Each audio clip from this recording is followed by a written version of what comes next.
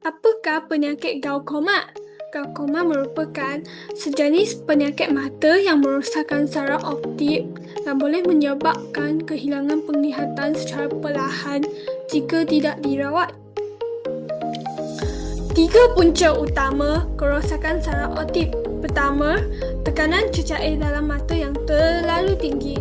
Kedua, aliran cecair mata yang tidak normal. Ketiga, faktor usia atau keturunan. Jadi, apakah simptom awal penyakit glaukoma? Pertama, penglihatan tepi menjadi kabur, sakit mata ringan, kadang-kadang mata merah atau berair. Jadi, pemeriksaan mata secara berkala amat penting untuk mengelakkan kerosakan penglihatan. Terdapat 4 tahap bertujuan mengawal tekanan mata. Tahap pertama, titis mata. Tahap kedua, makan ubat. Tahap ketiga, lawatan laser.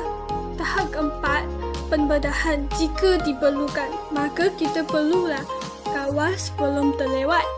Glaukoma tidak boleh sembuh sepenuhnya, tetapi boleh dikawal jika dirawat awal. Sekian, terima kasih.